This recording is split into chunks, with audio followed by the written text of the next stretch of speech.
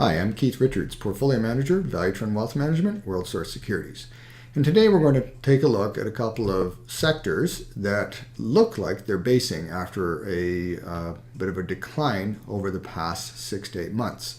We'll start with the banks, the Canadian banks, and this sector actually on the weekly chart that we're looking at here has obviously been in an uptrend since late 2011.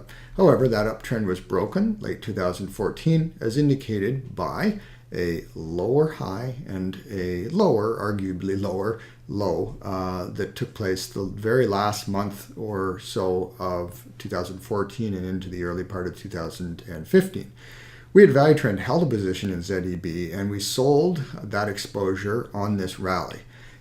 We did see that the sector was rolling over along with the Canadian energy sector. It's very tied to the fate of the energy sector.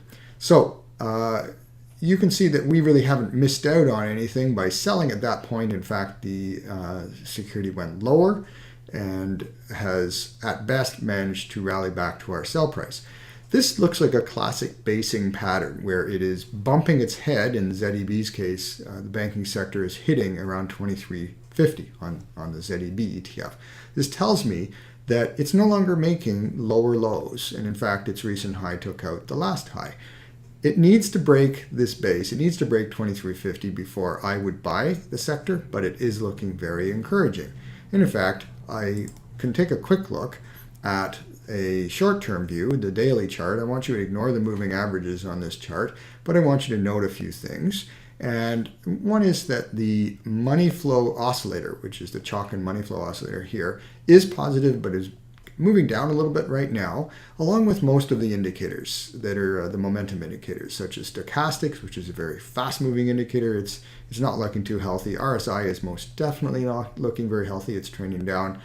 I'll ignore relative strength for a minute. MACD is not looking healthy, and cumulative money flow, which is something that I pay an awful lot of attention to, is flat at best. Comparative strength versus the TSX is not meaningful here because it really didn't take a lot of movement to outperform the TSX lately. So generally speaking, this sector is basing, but I'd want to see 23.50 broken before I took a serious look at it. And seasonality does not come into this sector until around October. I've traded this sector anywhere into the late summer. So let's take a look at the commodity sector, that commodity agriculture sector. And I'm just going to use the iShares Global Commodity Agriculture Fund. So we'll look at the weekly chart, and you can see this sector, like the banks, had been an uptrend, a little bit tighter uptrend since late 2011. It doesn't appear that the uptrend is broken. In fact, we don't have a lower high just yet because we haven't had a rally, and the lows are most certainly holding the old lows. So, and it's over the 200-day moving average. So there's some positive signs on the agriculture sector.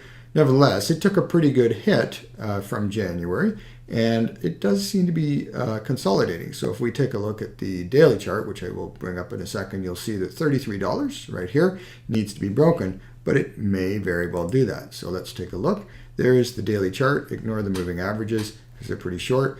On this particular indicator, you'll see that, again, the money flow oscillator, the chalk and money flow oscillator, is a little bearish, but it does tend to be, it's looking like it's trying to move up.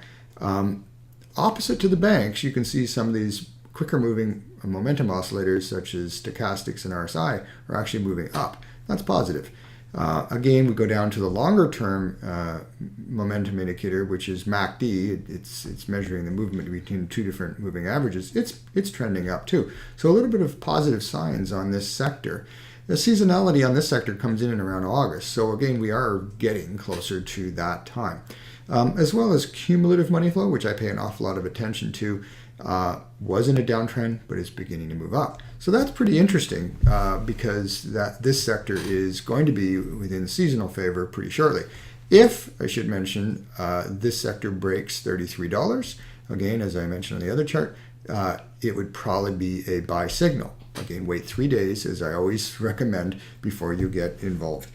I'm going to pull up a commodity ETF. So this ETF is simply looking at the commodities themselves. and this is the power shares one.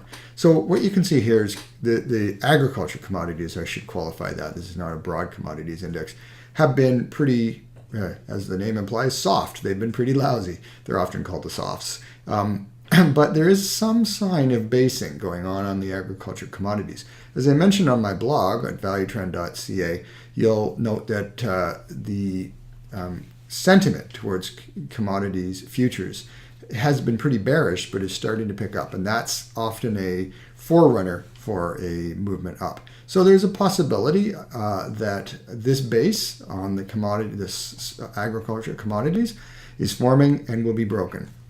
I would watch for that along with the break on the COW ETF before I got too involved in the sector, but again, encouraging signs. Any questions, please be sure to contact us at info@valuetrend.ca, and thank you for watching this video.